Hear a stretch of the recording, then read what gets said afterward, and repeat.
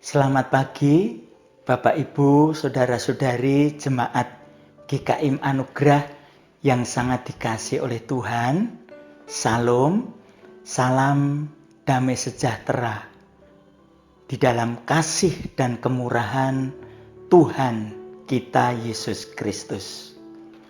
Bapak Ibu, Saudara-saudari, seperti kita ketahui bahwa saat ini kita berada di dalam situasi yang tidak gampang dengan adanya atau dengan mewabahnya virus Corona 19 itu. Oleh sebab itu, Bapak Ibu Saudara-saudari, Majelis GKIM Jemaat Anugerah berdasarkan himbauan dari pemerintah pusat, pemerintah daerah, maupun himbauan dari Sinode Gereja Kristen Immanuel memutuskan bahwa pada hari Minggu tanggal 22 Maret ini tidak diadakan kebaktian umum tatap muka di gereja. Ditiadakannya kebaktian umum tatap muka di gereja ini bukan berarti tidak ada ibadah. Tetap ada ibadah, tetapi dilaksanakan di rumah masing-masing bersama-sama dengan anggota keluarga yang lain. Tetapi Bapak Ibu dan saudara-saudari yang dikasihi oleh Tuhan, ketika kita mengikuti tayangan yang sudah dipersiapkan oleh Komisi Multimedia nanti, ada beberapa hal yang perlu kita perhatikan, yaitu kita harus berpakaian yang baik dan sopan, selayaknya ketika kita menghadiri kebaktian umum pada hari Minggu di gereja. Demikian juga sikap kita ketika mengikuti tayangan itu, Bapak, Ibu, dan Saudara. Kita memiliki sikap yang baik. Jangan sampai sambil makan, minum, ataupun ngobrol, kita bisa mengikutinya dengan berdoa bersama-sama, menyanyi, memuji Tuhan bersama-sama, mendengarkan kebenaran firman Tuhan yang disampaikan, maupun ketika kita mengucapkan pengakuan iman rasuli. Persembahan Bapak Ibu dan saudara-saudari yang telah disiapkan bisa Bapak Ibu dan saudara-saudari simpan, nanti suatu saat bisa dipersembahkan di gereja ketika keadaan sudah lebih membaik. Kiranya apa yang kita lakukan tetap memuliakan nama Tuhan. Kita diberkati oleh Tuhan melalui ibadah kita di rumah ini, dan kiranya damai sejahtera yang bersumber dari Tuhan tetap tinggal di tengah-tengah keluarga kita. Tuhan memberkati. Amin. Shalom Jemaat GKIM Anugerah yang dikasihi oleh Tuhan. 22 Maret 2020. Hari ini mungkin kita tidak dapat bertatap muka secara langsung, tapi kita sungguh bersyukur ketika kita diberikan satu kesempatan kembali untuk boleh datang di hadapan Tuhan saat ini. Hari ini kita memasuki Prapaskah yang keempat, ditandai dengan lilin yang keempat dimatikan. Kiranya ini membuat hati kita terus mendekat kepada Tuhan, dan kita merenungkan akan anugerah besarnya di kayu salib untuk menebus kita. Mari kita menyiapkan hati kita untuk datang kepada Tuhan. Kita mengambil waktu teduh di hadapan Tuhan. Tuhan, Engkaulah perteduhan kami turun-temurun.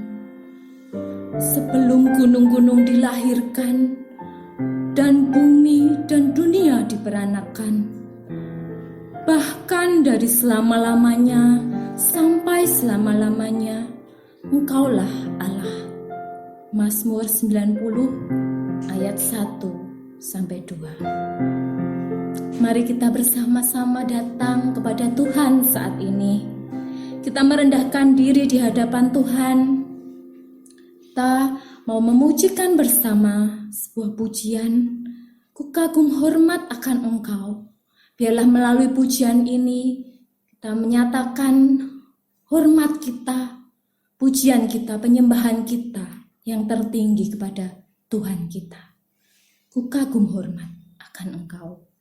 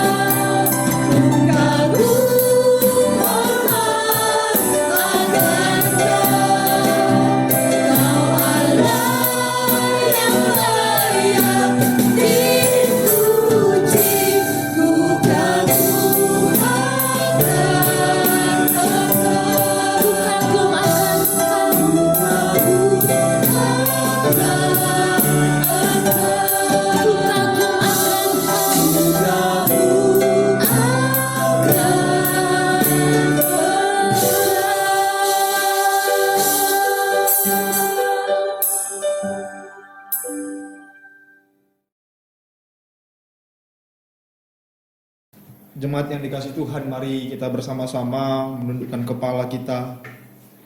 Mari kita berdoa. Tuhan Allah Bapa kami yang di surga yang mulia.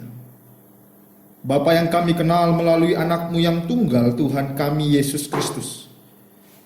Kami memuji dan menyembah-Mu karena Engkaulah Allah sang penguasa dan pemilik sejati dari jagat raya ini.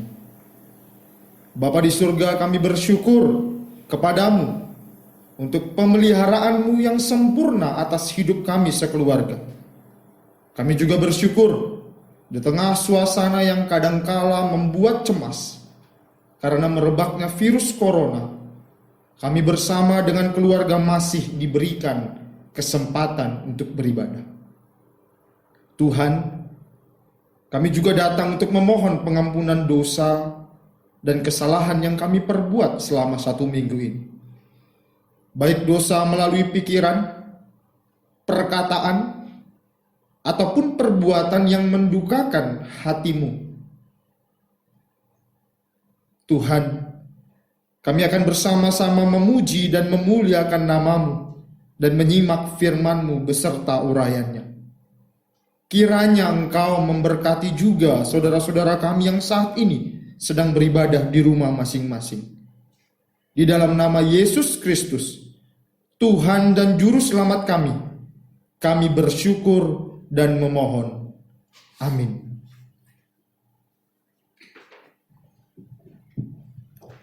Mari kita kembali boleh memuji Tuhan, kita boleh bersukacita bersama dengan langit, bumi, dan seluruh ciptaannya. Kita akan memuji Tuhan. Langit dan bumi, pujilah Tuhan.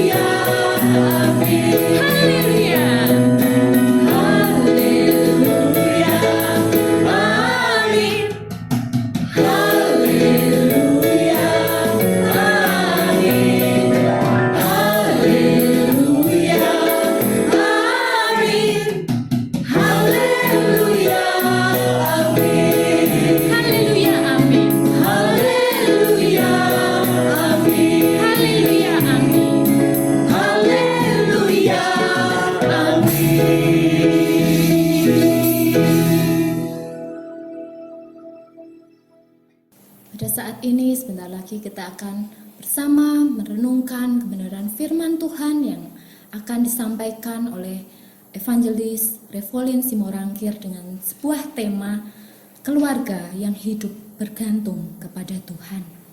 Kita akan mempersiapkan diri kita akan meneduhkan hati kita untuk kita boleh membuka hati kita mendengarkan suara Tuhan, bukan hal-hal yang lain. Mari kita memusatkan diri saat ini untuk datang kepada Tuhan. Siapakah yang kita pilih? Dunia atau Yesus? Harta kekayaan atau Yesus? Kehormatan atau Yesus? Ataukah hal-hal yang lain? Mari kita bersama-sama memujikan, ku memilih Yesus. Kita katakan dengan segenap hati kita, aku memilih mengikut Engkau Yesus, yang adalah Tuhan dan sumber dari segala sesuatu. Ku memilih Yesus.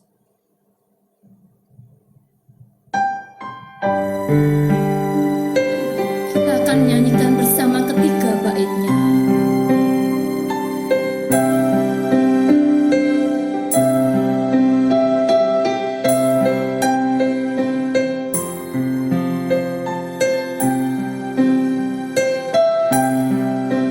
Memilih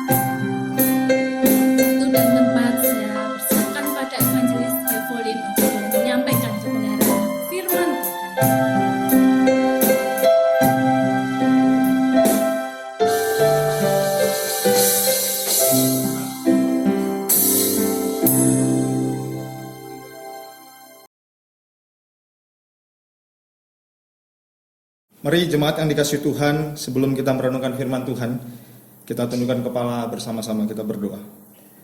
Bapa di surga, kami bersyukur kepada Tuhan. Dalam satu minggu ini Tuhan masih berkemurahan bagi setiap kami. Kami bersyukur Tuhan masih memberikan kami kesempatan untuk menikmati Tuhan melalui puji-pujian. Dan saat ini kami akan mendengarkan firman-Mu. Ya Allah Roh Kudus, kami memohon dengan sangat supaya Engkau bekerja di dalam hati dan pikiran kami. Kami boleh fokus kepada penjabaran firman Tuhan dan diberikan hikmat serta kekuatan untuk melakukannya. Terima kasih Tuhan, dan hamba-Mu yang lemah dan terbatas ini, kiranya Tuhan yang menolong supaya setiap apa yang sudah dipersiapkan dan disampaikan sungguh hanya memuliakan Tuhan. Terima kasih Tuhan, di dalam nama Tuhan Yesus, Juru Selamat kami yang hidup, kami berdoa dan bersyukur. Amin. Bapak Ibu Saudaraku yang dikasihi oleh Tuhan, hari ini kita akan merenungkan satu bagian firman Tuhan dengan tema keluarga yang hidup bergantung kepada Allah.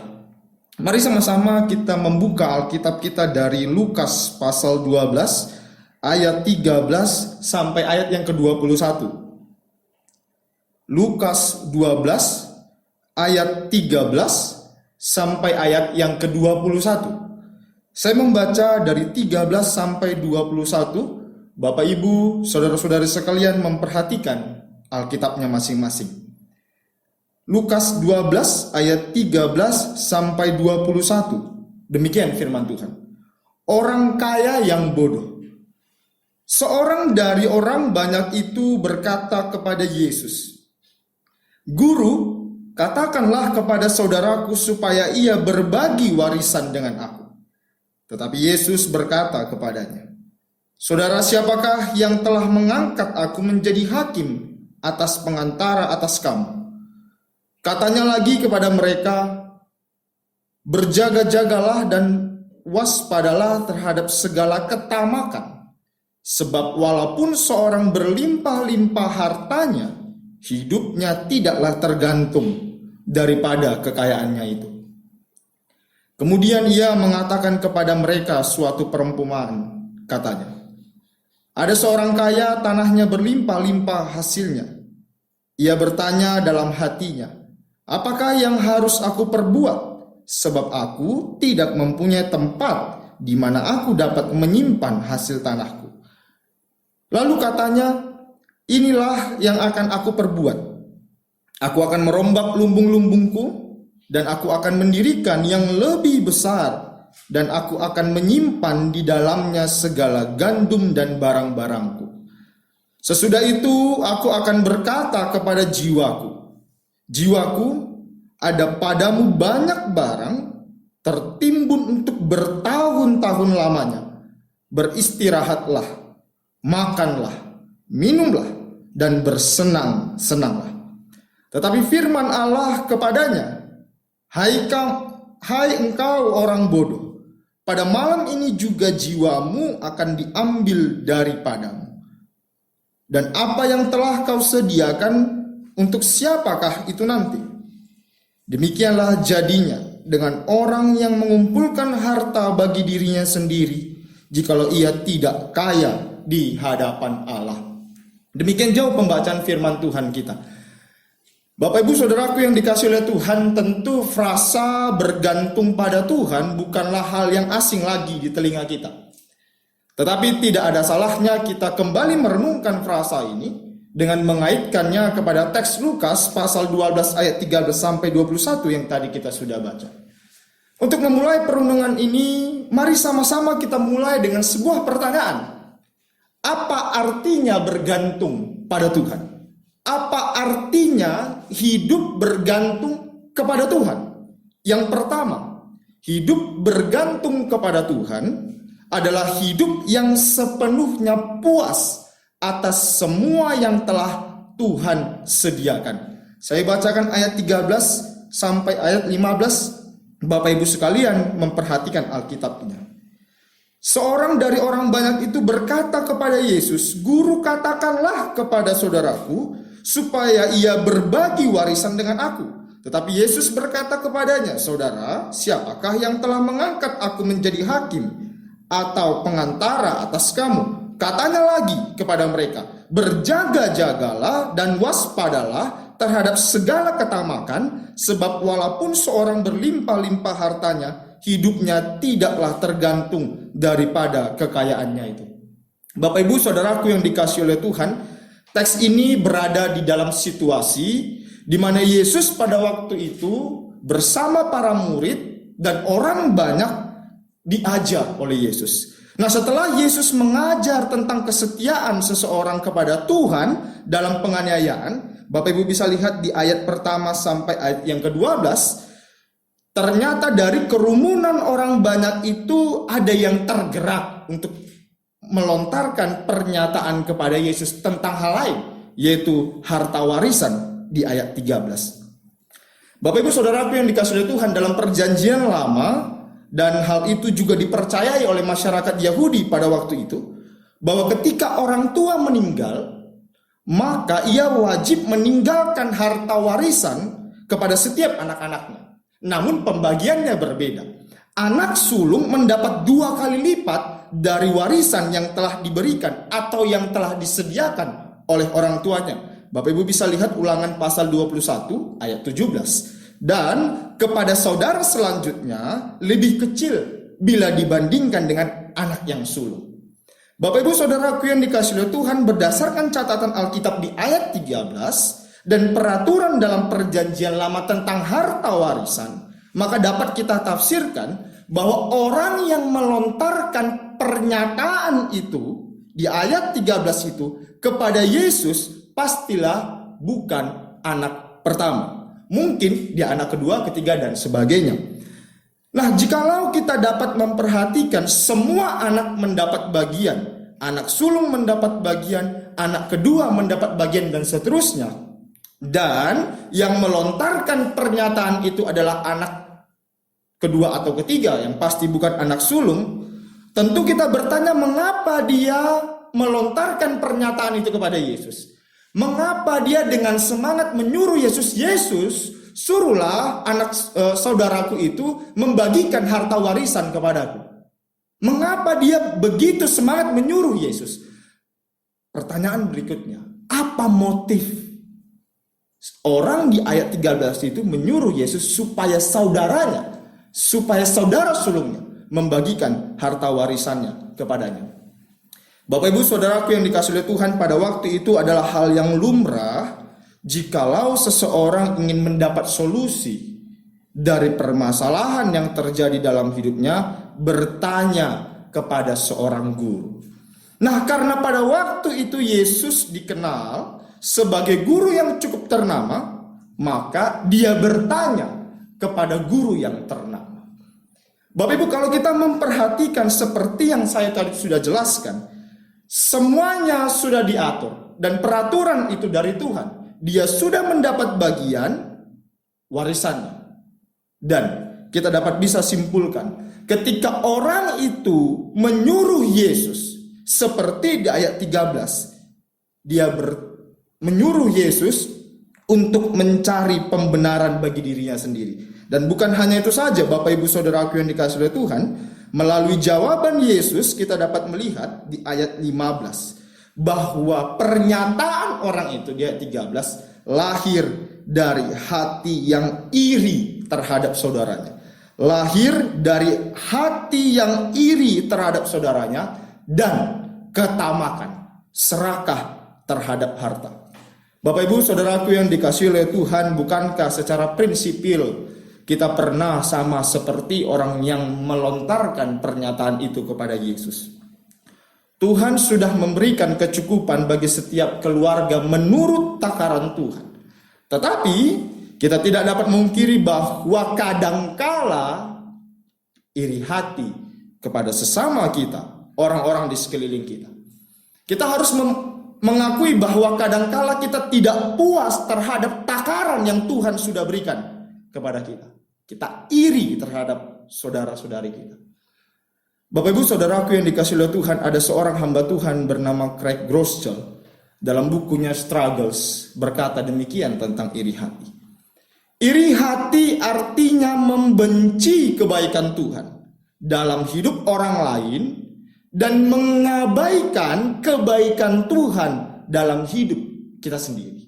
Sekali lagi saya ulangi, iri hati artinya membenci kebaikan Tuhan dalam hidup orang lain dan mengabaikan kebaikan Tuhan dalam hidup kita sendiri. Bapak Ibu Saudaraku yang dikasihi oleh Tuhan, mari kita bersama-sama mengevaluasi hidup kita. Apakah kita puas terhadap apa yang Tuhan sudah berikan kepada hidup kita, kepada hidup keluarga kita? Apakah kita sudah puas terhadap apa yang sudah Tuhan berikan dalam hidup kita? Bapak Ibu Saudaraku yang dikasihi oleh Tuhan, apa sih sebenarnya yang menyebabkan iri hati itu muncul? Yang pertama, kita gagal untuk belajar dari semua yang Allah telah lakukan dalam hidup kita. Kalau kita melihat, mengevaluasi hidup kita selama waktu-waktu belakangan ini, pastilah Tuhan itu baik. Tetapi kadangkala kita harus mengakui bahwa kita sering sekali iri hati kepada Tuhan, seakan-akan Tuhan tidak pernah baik kepada kita.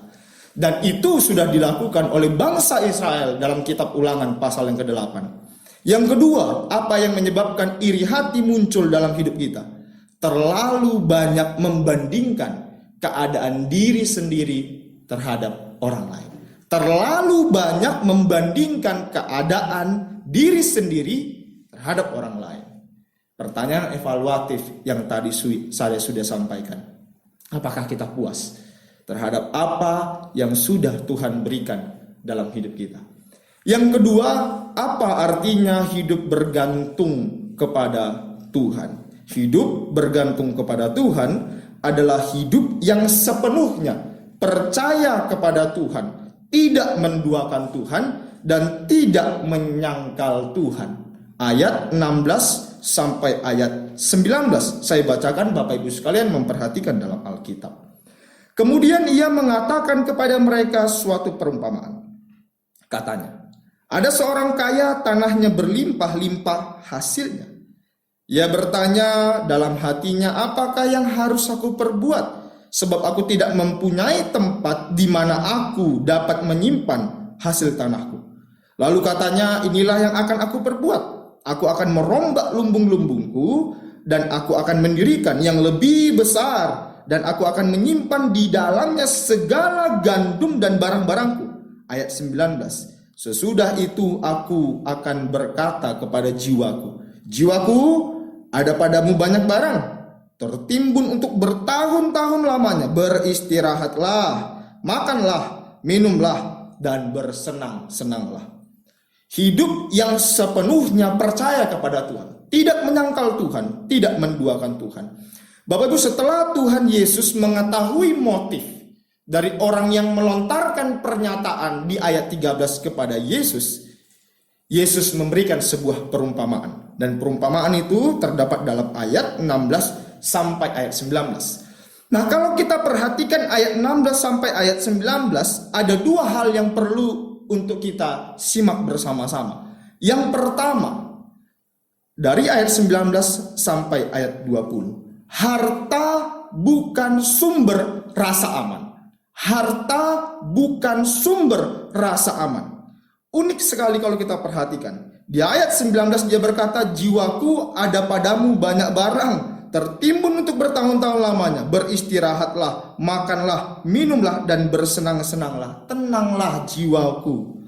Tetapi di ayat 20, Tuhan berkata, hai engkau orang bodoh, pada malam ini juga jiwamu akan diambil daripadamu.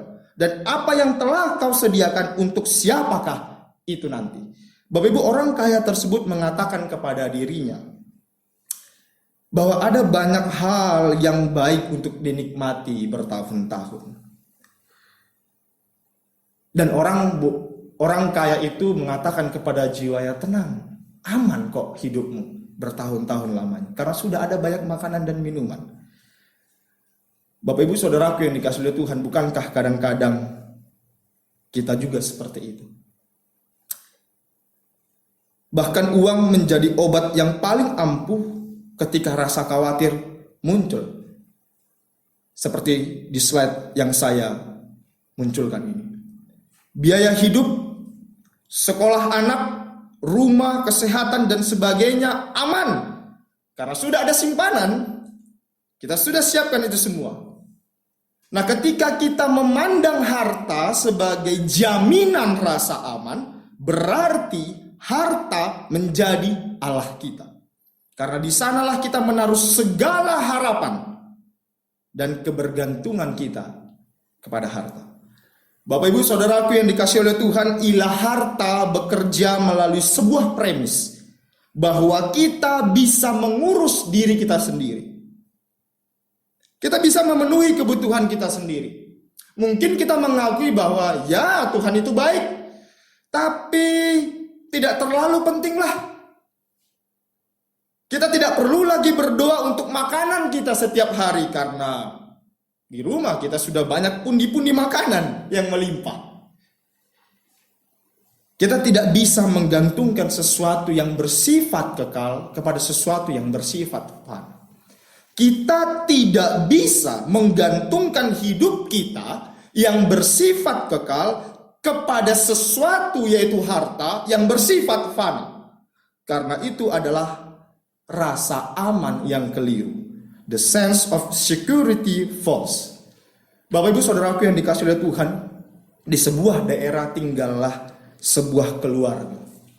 Di tahun-tahun pertama pernikahan mereka, ternyata karir si istri melonjak naik daripada si suami. Sehingga secara langsung pendapatan si istri dari pekerjaannya lebih besar dari pendapatan si suami. Karena si istri sepertinya mulai sangat antusias terhadap pekerjaan yang menghasilkan uang yang banyak, istri memegang kendali uang keluarga. Pernikahan mereka dalam perjalanannya cukup pelik dan berantakan. Suatu kali istrinya mengambil sebuah langkah yang cukup berani. Dia mengumpulkan semua uangnya, termasuk gaji suaminya, karena dia yang pegang. Dia menginvestasikan seluruh uangnya ke dalam sebuah proyek. Tapi singkat cerita Bapak Ibu Saudaraku yang dikasihi oleh Tuhan, dalam perjalanannya naas. Seluruh uang yang diinvestasikan itu dibawa kabur oleh beberapa orang. Lalu dengan sedih hati si istri, dengan cepat-cepat ketika dia mendengar informasi itu, dia membuka handphone dan langsung menelpon suaminya. Ketika suami mengangkat telepon tersebut, ia menceritakan dengan isak tangis yang begitu jadinya. Lalu si suami berkata kepada istrinya, "Tenanglah istriku, itu hanya uang. Kita masih saling memiliki satu dengan yang lain. Tenanglah istriku, itu hanya uang. Kita masih memiliki satu dengan yang lain." Hari demi hari Allah mulai mengajarnya apa yang benar-benar penting. Si istri melihat dirinya sendiri dahulu sebagai sang pemelihara, bukan seseorang yang dipelihara oleh Tuhan. Kini si istri mengerti bahwa pada hari-hari ia kehilangan uangnya, itu adalah salah satu yang terbaik dalam hidupnya. Jika itu tidak terjadi, ia pasti tidak menyadari betapa cintanya suaminya kepada dia. Dan mungkin pernikahan mereka berakhir dengan bercerai. Bapak Ibu Saudaraku yang dikasihi oleh Tuhan, ilustrasi itu kurang lebih digambarkan ulang melalui perkataan Agustinus dari Hippo. Seperti slide yang sudah saya tampilkan. Apakah engkau melihat emas? Tuhan membuat itu. Engkau melihat perak, Tuhan membuat itu. Engkau melihat tanah, Tuhan membuat itu. Mengapa engkau hanya melihat apa yang Tuhan buat? Mengapa engkau hanya melihat apa yang Tuhan buat? Terimalah satu-satunya, yaitu Dia yang membuat semuanya. Pikirkan bahwa Tuhan sangat mengasihimu. Bapak Ibu Saudaraku yang dikasihi oleh Tuhan, Tuhan mengasihi kita. Tapi kadangkala kita lebih mengasihi apa yang Tuhan berikan dalam hidup kita. Yang kedua, pelajaran atau kebenaran yang kita bisa tangkap dari perumpamaan ini adalah keangkuhan dalam menjalani hidup disebut sebagai orang bodoh. Keangkuhan dalam menjalani hidup disebut sebagai orang bodoh. Dari ayat 18 ada satu kata yang berulang kali dicatat. Bapak Ibu bisa perhatikan ayat 18 ada satu kata yang cukup sering dicatat. Kata tersebut adalah kata aku. Kata aku dicatat sebanyak 4 kali. Yang mana kata aku itu dihubungkan untuk rencana hidup ke depan. Aku ini, aku ini, aku ini, aku ini. Seakan-akan dia berhak atas hidupnya. Di ayat 19 dikatakan dia merasa aman. Dia merasa yakin untuk hidup bertahun-tahun ke depan. Tetapi di ayat 20 tidak seperti apa yang dia harapkan. Ketika Bapak Ibu membaca dan merenungkan ayat ini, coba pikirkan sepertinya ayat ini secara prinsip sama di bagian Alkitab yang lain. Di bagian Alkitab mana kira-kira? Secara prinsip sama. Di dalam kitab atau surat Yakobus pasal 4 ayat 13 sampai 17, di mana perikopnya berkata, jangan melupakan Tuhan dalam perencanaan.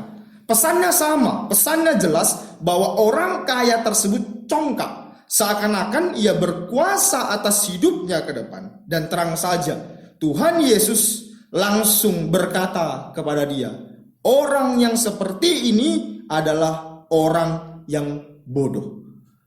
Berdasarkan teks ini kita dapat diberi pengertian orang yang bodoh. Orang yang bodoh adalah orang yang memiliki sifat pemberontak kepada Tuhan. Orang yang tidak tunduk kepada otoritas Tuhan dan firman. Orang yang bodoh adalah orang yang menyangkal keberadaan Tuhan, yang menyangkal kuasa Tuhan. Dan orang yang bodoh adalah orang yang menyembah berhala. Bapak Ibu Saudaraku yang dikasihi oleh Tuhan, mari sama-sama kita cek. Mari sama-sama kita cek. Apakah kita sedang mengilahkan uang atau harta? Apakah kita sedang mengilahkan uang atau harta? Yang pertama, seberapa besar kegelisahan yang diakibatkan oleh kondisi keuangan kita? Seberapa besar kegelisahan yang diakibatkan oleh kondisi keuangan kita? Yang kedua, sejauh mana impian dan tujuan hidup kita digerakkan oleh uang? Dan yang ketiga, bagaimana sikap kita dalam memberi? Apakah kita menyimpan terus, menjaga terus? Dan ketika kita melihat saudara kita, entah itu saudara seiman ataupun tidak seiman, mereka lebih membutuhkan, kita menahan uang atau harta kita. Hari ini kita belajar tentang bergantung kepada Tuhan. Bergantung kepada Tuhan berbicara tentang hidup yang puas atas apa yang Tuhan sudah berikan kepada keluarga kita. Bukan hanya itu, kita juga tetap harus percaya kepada Tuhan di tengah-tengah tekanan ekonomi dan kesulitan hidup. Ingatlah bahwa Tuhan pernah baik dan Tuhan terus baik kepada hidup keluargamu dan hidup keluargaku. Karena biasanya di dalam kesulitan dan tekanan ekonomi, disitulah ada ujian. Apakah kita menduakan Tuhan? Kiranya Tuhan menolong setiap kita, menolong keluarga kita untuk tetap bergantung kepada Tuhan. Amin. Mari sama-sama kita tundukkan kepala. Kita berdoa. Bapa di surga, ampuni setiap kami. Kami berkata kepada Tuhan, kami bergantung kepada Tuhan, tapi kami tidak pernah puas atas apa yang Tuhan sudah berikan dalam hidup kami. Pekerjaan, usaha, keluarga, anak-anak, harta benda. Kami tidak puas. Kami iri terhadap hidup orang lain. Ampuni kami Tuhan. Kami berkata kepada orang lain, bergantung kepada Tuhan. Saya juga bergantung kepada Tuhan. Tetapi ketika kesulitan ekonomi, tekanan hidup yang bertubi-tubi. Kami tidak lari kepada Tuhan. Kami tidak pernah mengadu kepada Tuhan. Bagi kami, mengadu kepada Tuhan itu adalah opsi yang terakhir. Tuhan, ampuni kami orang yang berdosa ini. Ampuni kami Tuhan jikalau uang memanfaatkan kami. Ampuni kami Tuhan jikalau sadar atau tidak sadar kami mengilahkan uang dan harta. Ampuni kami Tuhan jikalau kami menyangkali pemeliharaan Tuhan yang sempurna dalam hidup kami. Ampuni kami Tuhan. Tolonglah setiap kami supaya kami belajar bersyukur, belajar puas atas apa yang Tuhan sudah berikan dalam hidup keluarga kami. Belajar untuk tetap setia kepada Tuhan. Tuhan yang menjadi opsi pertama ketika di dalam hidup keluarga kami silih berganti datang pergumulan. Bapa di surga, kami adalah manusia-manusia yang lemah dan terbatas. Setiap jam, setiap detik kami membutuhkan Engkau. Tolong kami Tuhan. Terima kasih. Di dalam nama Tuhan Yesus, Juru Selamat kami yang hidup, kami berdoa dan bersyukur. Amin. Tuhan Yesus memberkati. Mari kita boleh bangkit berdiri bersama, selaras dengan gereja di segala abad dan tempat. Kita akan mengikrarkan pengakuan iman rasuli yang berbunyi demikian. Aku percaya kepada Allah, Bapa yang Maha Kuasa, Khalik langit dan bumi, dan kepada Yesus Kristus, Anaknya yang tunggal Tuhan kita, yang dikandung dari Roh Kudus, lahir dari anak darah Maria, yang menderita sengsara di bawah pemerintahan Pontius Pilatus, disalibkan, mati dan kuburkan, turun ke dalam kerajaan maut. Pada hari yang ketiga, bangkit pula dari antara orang mati, naik surga, duduk sebelah kanan Allah, Bapa yang Maha Kuasa, dan dari sana Ia akan datang untuk menghakimi orang yang hidup dan yang mati. Aku percaya kepada Roh Kudus, gereja yang kudus dan am, persekutuan orang kudus, pengampunan dosa, kebangkitan tubuh, dan hidup yang kekal. Amin.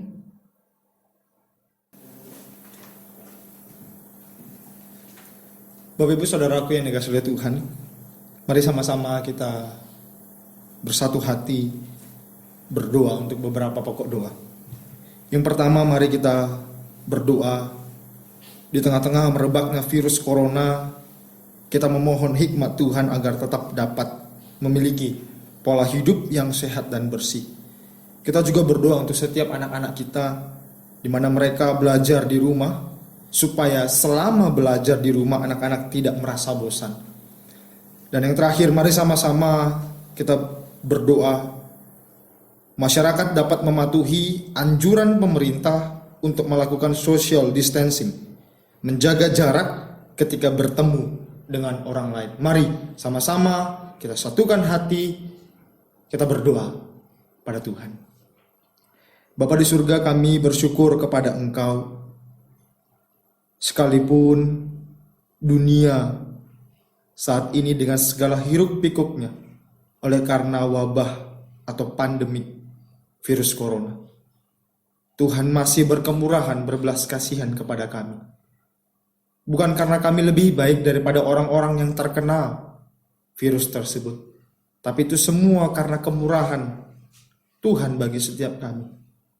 Bapa di surga, kami memohon pertolongan Tuhan, supaya Tuhan memberikan kami hikmat ketika kami menjalani hari lepas sehari. Kami menjaga pola hidup kami, pola istirahat kami, pola makan kami, dan menjaga kebersihan tubuh kami.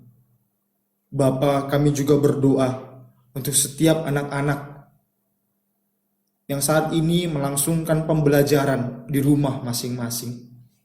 Tuhan, kami sungguh memohon pertolongan Tuhan. Berikanlah mereka semangat, berikanlah mereka sukacita di tengah-tengah tugas-tugas yang mereka harus kerjakan.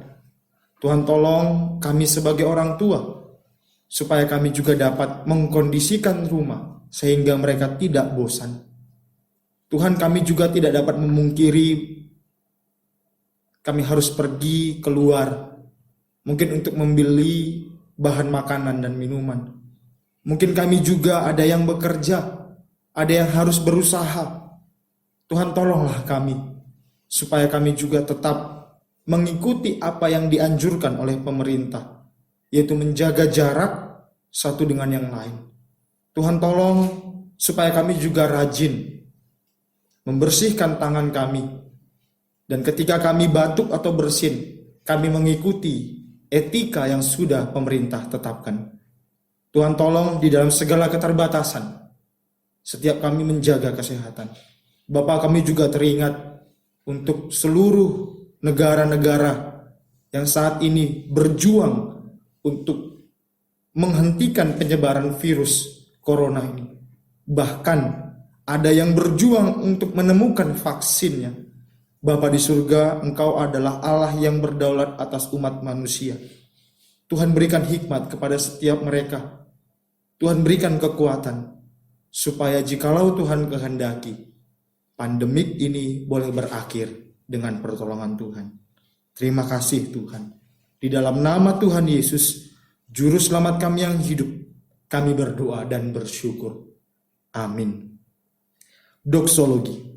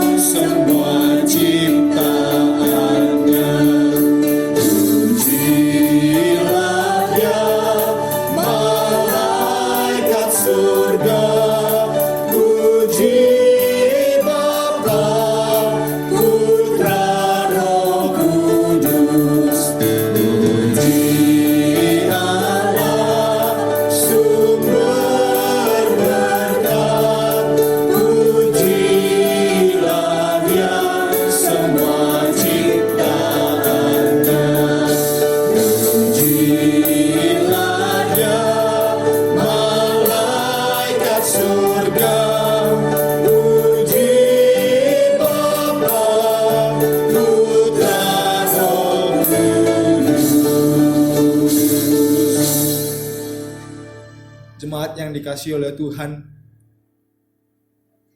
marilah kita memegang komitmen ini, bergantung sepenuhnya kepada Tuhan, puas terhadap apa yang Tuhan sudah berikan, dan tidak menduakan Tuhan. Dan terimalah berkat dari Tuhan. Kasih karunia Tuhan Yesus Kristus dan kasih Allah Bapa, persekutuan, didikan, dan penghiburan dari Allah Roh Kudus menyertai kita sekalian dari sekarang sampai selama-lamanya. Amin.